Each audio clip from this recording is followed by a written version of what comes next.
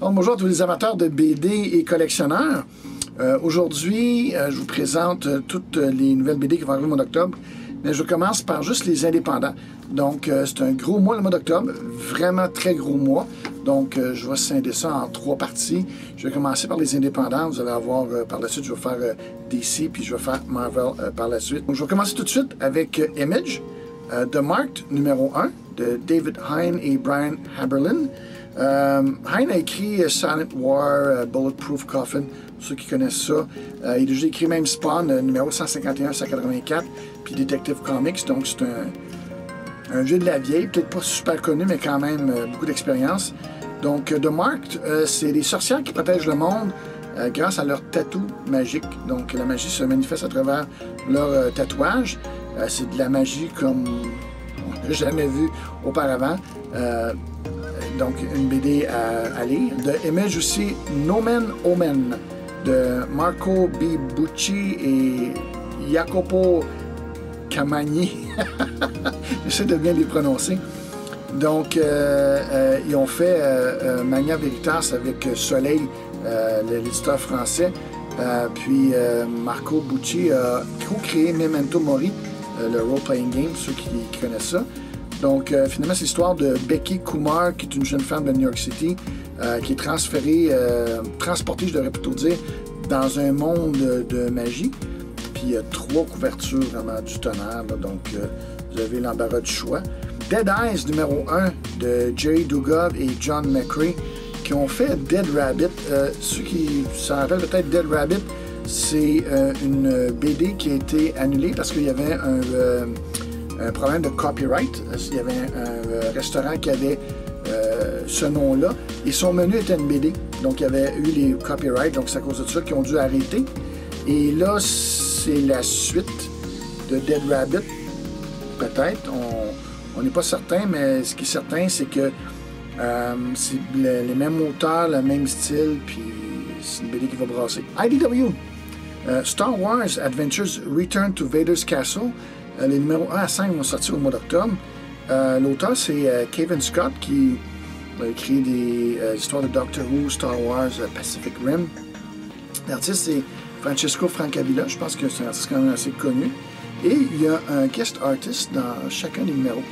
Donc, le numéro 1 à 5, c'est jamais le même guest artist qui apparaît. Puis, il y a une couverture du numéro 1 qui fait penser un petit peu de Francesco Francavilla, justement, qui fait penser à Druyet, qui est vraiment, moi, je trouve plus génial.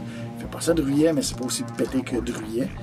Donc, l'auteur explore, si on veut, les pires recoins de la galaxie et ses vilains sous l'ombre de Darth Vader. Addams Family, The Buddies Issues. One Shot, c'est un one shot. Donc, c'est Wednesday. Ceux qui connaissent Addams Family, il y a un personnage qui s'appelle Wednesday, le mercredi. Donc, il essaie de trouver le pouvoir ultime grâce à un vieux grimoire. C'est un prélude au film d'animation qui va sortir au mois d'octobre. Donc, une petite BD, un peu plus peut-être pour les plus jeunes, mais très bien fait. Le mois passé, je vous ai parlé de Transformers Galaxies numéro 1. Donc, je vous parle de Transformers Galaxies numéro 2. Parce que là, numéro 1, c'était la première apparition des Constructicons. Et le numéro 2, c'est les Constructicons quand ils sont en guerre. Donc, ils deviennent les Devastators. Teenage Mutant Ninja Turtles, le numéro 99. Il semble que les auteurs ne veulent pas attendre le numéro 100 pour faire un gros coup. Le 99, ça va être le Final Showdown de City of War. C'est un double-size prestige format issue. Donc, ceux qui pensaient vouloir attendre le numéro 100, je vous conseillerais d'acheter le numéro 99. Le Cobra Kai Karate Kid Saga Continues, le numéro 1. Donc, c'est une révision du Karate Kid, mais à travers les yeux de Johnny Lawrence. C'est un must si vous avez aimé la série télévision de Karate Kid. The Dynamite, Vengeance of Vampirella, le numéro 1. Donc, l'histoire, c'est Mistress Nyx qui domine la planète grâce à ses seigneurs du chaos et qui va nous sauver, ben là. Vampirella. Et puis, vraiment, un kick-ass cover de Joshua Middleton, celui qui fait les couvertures de Batgirl. Vraiment une couverture géniale. Une autre couverture géniale pour Vampirella, le numéro 4, qui va apparaître en même temps. C'est Ergun Gunduz, drôle de nom, j'espère que je le prononce bien. The Dynamite Art of Lucio Parrillo. C'est un hardcover, c'est 200 pages. Vous avez découvert l'édition régulière, l'édition signée de Lucio Parrillo. Et pour les amateurs de cet incroyable artiste, c'est vraiment un ouvrage à avoir. Boom Studios, Strange Skies over East Berlin. Donc, c'est derrière le mur de Berlin pendant la guerre froide. Les Soviets étant de contrôler un monstre qui est venu d'une autre planète, sans succès. Donc, ça a l'air d'une BD vraiment, vraiment cool. C'est écrit par Jeff Loveness, qui a écrit Judas, de Boom aussi, puis de World Reader. Je me rappelle de quelle maison d'édition, mais deux belles BD. Hellmouth, le crossover. Hellmouth, c'est ce que doit protéger Buffy de Vampire Slayer. Donc, tous ceux qui connaissent Buffy savent exactement de quoi je parle. Il va y avoir un super beau connecting variant qui va. C'est Buffy numéro 8, Angel numéro 5, puis Hellmouth numéro 1, qui ensemble font un superbe connecting cover qui sont très populaires en ce moment. On a juste à penser à House of X puis Powers of X. Ablaze, vous avez The Cimmerian Queen of the Black Coast numéro 1. Donc, c'est Conan, comme l'a imaginé son auteur Robert E. Howard, sans aucune censure, donc très violent, très sexuel. C'est pas pour les enfants. Et il y a aussi une couverture hommage à Action Comic numéro 1 qui est pas mal intéressante. Ceux qui aiment les couvertures hommage. Absurd Comics, il y a une super BD qui faut probablement être pris. On va prendre en option pour en faire un film ou une série télévisée.